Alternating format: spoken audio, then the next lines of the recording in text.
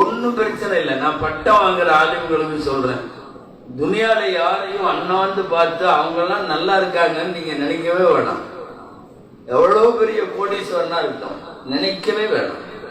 அல்லாஹுவையும் ரசூலையும் உள்ளத்திலே ஏந்தி இருக்கிற, அவன் கல்வியை 10 வருஷம் சுமார் ஓதி இருக்கக்கூடிய, ஒரு 10 வருஷம் ஓதுகிற ஆளும் அதற்கு பிறகு 50 வருஷம் போய் எங்காவது பள்ளிவாசலில் மதரசாவில் பணி செய்கிறார். ரப்பு மறுமையில எழுப்பி நான் கொடுத்த ஆயுள்ல நீ என்ன செஞ்சேன்னு கேட்டா ஆலிம் பதில் சொல்லுவார், 10 வருஷம் உன்னை பத்தி ஓதுனேன், 50 வருஷம் உன்னை பத்தி மெம்பர்லயும் மேற அப்படின்னு சொன்னேன், அதுக்கப்புறம் நீ கூப்பிட்ட நான் வந்துட்டேன், முடிச்சது பதில். அன்பானவர்களே, யாரையும் அண்ணாந்து பார்க்க வேண்டுகிற அவசியம் துனியாவில் ஆலிம்களுக்கு வேண்டாம். சம்பளம் கொஞ்சம் கம்மி, அஜர்தலன் சொன்ன மாதிரி.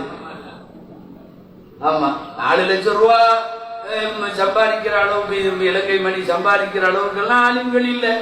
ஒன்னும் பிரச்சனை இல்லை, பரவாயில்ல, நிம்மதியா இருக்கு.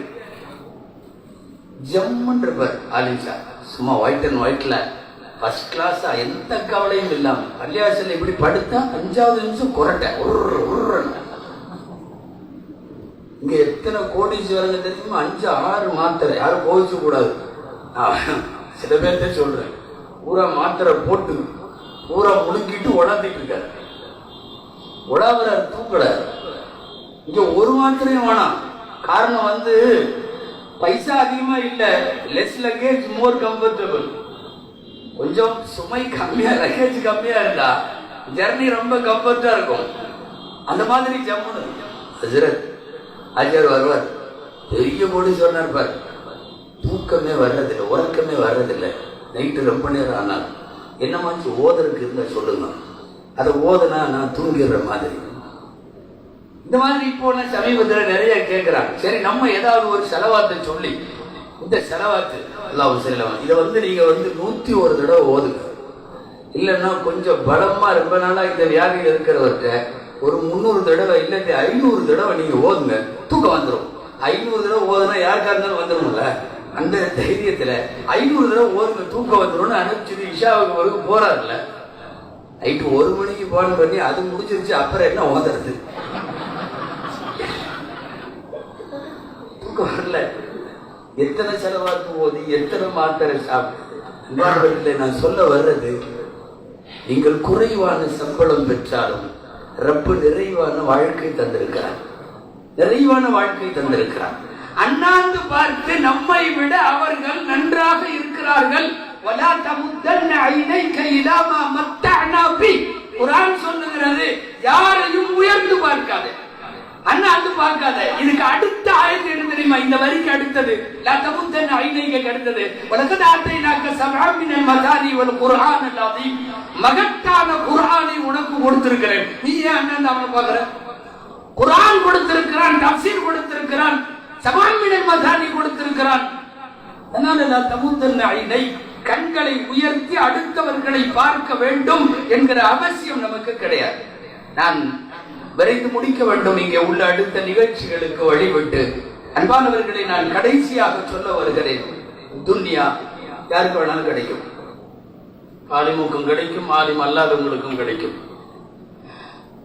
ரதீனா கிஸ்மத்தல் ஜப்பாரி ஃபீனா, அல்லாஹ் நமக்கு விதித்த விதி, நீ ஆலிமாக இருந்து மக்களுக்கு மார்க்கப்படி செய்ய வேண்டும் என்கிற ரப்பின் விதியை ரதீனா நாம் பறிந்து கொள்ள வேண்டும்.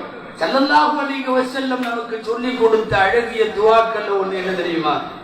அல்லாஹும்ம லா தஜ்அலி துன்யா அக்பர ஹம்மினா வலா மப்லக இல்மினா. என்ன அற்புதமான துஆ! காலமெல்லாம் ஸல்லல்லாஹு அலைஹி வஸல்லம் பிரார்த்தித்த துஆ. துன்யாவை அக்பர ஹம்மினாவாக ஆக்கி விடாதே. எங்கள் கவலையில பெரிய கவலையா காசு இல்லைங்கிற கவலையை எங்களுக்கு ஆக்கிறாத.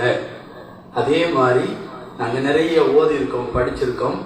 வலா மப்லக இல்மினா, எங்கள் கல்வியினுடைய கடைசி மப்லக், அதனுடைய முக்கிய தூணாக காசை ஆக்கிவிடார், துனியாவை ஆக்கிவிடார்.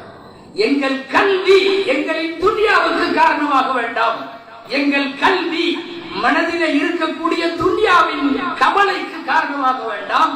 லா தஜஅலி துன்யா அக்பர ஹம்மினா வலா மப்லக இல்மினா.